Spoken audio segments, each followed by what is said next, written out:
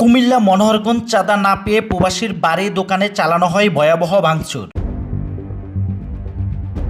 সন্ত্রাসী আজমের নেতৃত্বে সংগঠিত এই হামলা রক্ষা পাননি নারী ও শিশুরা। স্থানীয়দের ভাষ্য অনুযায়ী বারবার মিনতি করেও হামলাকারীদেরকে থামানো যায়নি। আবার অনুরোধ করছি, মিনতি করছি যে ভাই আঙ্গুর কি অপরাধ, আমরা তো তোগুলোকে কোনো রোডে যাই না মারামারি করার জন্য, কেন আঙ্গুর পড়তেছে? চাঁদা না দিলে তোর এগিন আছে না, সব ভাঙি চুরি মেসমেট করে গেলাম। আজম মেম্বার সাথে আছি, নিজ কানে নিজ চোখে দেখছি, তন্ন তন্ন করে ঢুকছে। জানেন আমার এই বাচ্চা বলেছিল বুক রূপে মারি আবার জবা করে রাখি যাবো। বারবার কোনো কথা কবি ঘরে ঢুকে রুমে দরজা লাগাই তুমি জবা করে দিতে লইছে। একজনে গলার চুরি দিচ্ছে, একজনে কইছে তোরা অনিয়ন হতে হলে তুমি এদিকে। হঠাৎ করেই এলাকায় নেমে এসে তাণ্ডব ভাঙচুর করা হয় বাড়িঘর ও ব্যবসা প্রতিষ্ঠান। প্রত্যক্ষদর্শীরা জানান সেদিন চারিদিকে ছড়িয়ে পড়ে আতঙ্ক। প্রাণ বাঁচাতে ছোটাছুটি করেন নারী, শিশু ও সাধারণ মানুষ। তাদের চোখের সামনে গুঁড়িয়ে দেওয়া হয় বসতঘর ও জীবিকার একমাত্র অবলম্বন। একজন স্থানীয় বলেন, আমরা অনেক অনুরোধ করেছি কিন্তু তারা কোনো কথা শুনেননি, সবকিছু ভেঙে ফেলেছে। রচিত ৭১ যুদ্ধের মতো তারা এই প্রতিটা বাড়িতে গলিতে গলিতে ঢুকাইয়া ঘরে মহিলাদেরকে বাড়ি করে লাঞ্ছিত করছে তাদেরকে। এই ঘটনা যখন হয় এর আগের দিন কিন্তু ঘটনা, এটা কিন্তু আমি জানি না।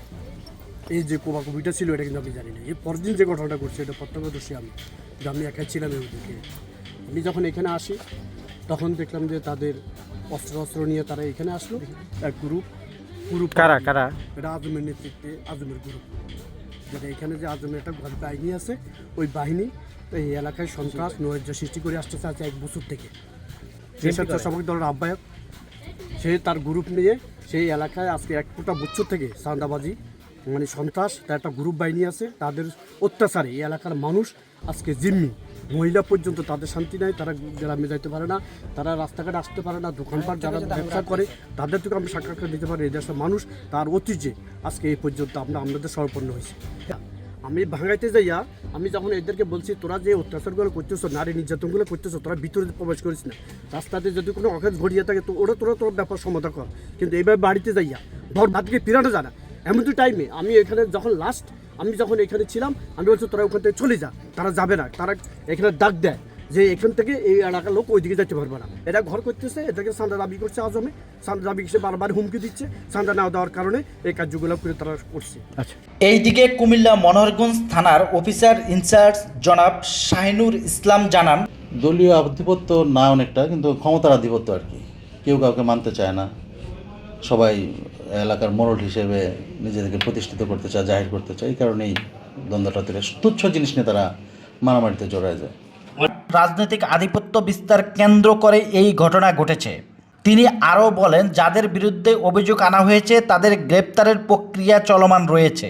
২০ জনকে আসামি করা হয়েছে, এখনও পর্যন্ত একজন গ্রেফতার হয়নি। সকলে এই পলাতক আছে, যেহেতু পার্শ্ববর্তী জেলা নোয়াখালী, তারা অপরাধ করার পরে এখন আপাতত গা ঢাকা দিয়ে আছে সবাই।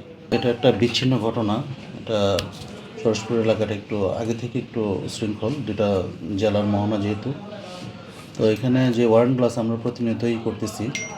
তো এই গত পরশু দিনে যে ঘটনা, এই ঘটনায় একটা মামলা হয়েছে, ২০ জনকে আসামি করে, এবং গত আরও ৩-৪ জনকে আসামি করে একটা হয়েছে। তা আমরা কন্টিনিউ অভিযান পরিচালনা করতেছি। ইনশাল্লাহ খুব শীঘ্রই তাদেরকে গ্রেফতার করে আইনে আওতায় নিয়ে আসতে পারবো। আর যে ওয়ারেন্টগুলো আছে, এই ওয়ারেন্টগুলো কন্টিনিউ আমাদের প্রসেস। অনেকে বিদেশে আছে, এখানে বেশিরভাগ লোক বিদেশ থাকে, তো যাওয়া আসার মধ্যে থাকে গেছে, অনেক সময় অপরাধ করে আবার চলে যায়। তো তাদেরকে ধরার জন্য আমরা সর্বাত্মক চেষ্টা করতেছি। ইনশাল্লাহ ওই এলাকা খুব শীঘ্রই আইন শৃঙ্খলা পরিস্থিতি একবারে স্বাভাবিক হয়ে যাবে। আর আমাদের অত্র এলাকার যে এমপি মহোদয় আছেন, উনিও এই ব্যাপারে খুবই কঠোর, এবং উনি প্রতিনিয়ত আমাকে নির্দেশনা দিচ্ছেন যে এভাবে কাজ করার জন্য। আমি এভাবে আমার ফোর্সদের নিয়ে আমরা কন্টিনিউ অভিযান পরিচালনা করে আসি। একাধিকবার গ্রেফতারও হয়েছে অনেকে। একটা ঘটনা ঘটার পরে জামিনে আসে, জামিনপ্রাপ্ত আসামিকে তারা আমরা ধরতে পারি না। তো এই ঘটনা এর আগেও ঘটেছে, এর আগে 2টা ঘটনা ঘটেছে।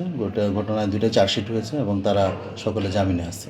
তার বিষয়টা আমরা এখনো সত্যতা পাইনি, তারপর তদন্ত চলতেছে, তদন্ত শেষ হলে এটাই করা যায়। বক্তব্য দিয়েছে কিন্তু এখনো পর্যন্ত আমরা এটা সত্যতা পাইনি, তারপর আমরা তদন্ত করতেছি। তদন্ত যদি প্রমাণিত হয় অবশ্যই তাদের বিরুদ্ধে যথাযথ ব্যবস্থা গ্রহণ করব। যে কুপাইছে এই জিনিসগুলো, যে টিনের বাড়ি ঘর, তো টিনের বাড়ি ঘরগুলো যে কুপাইছে এটা সত্য। আমি নিজে ঘটনাস্থল পরিদর্শন করেছি, একাধিকবার গিয়েছি এবং এখনো আমি অভিযান পরিচালনা করতেছি। আশা করি 1 সপ্তাহের মধ্যে আমরা এগুলোকে গ্রেফতার করে ফেলতে পারবো।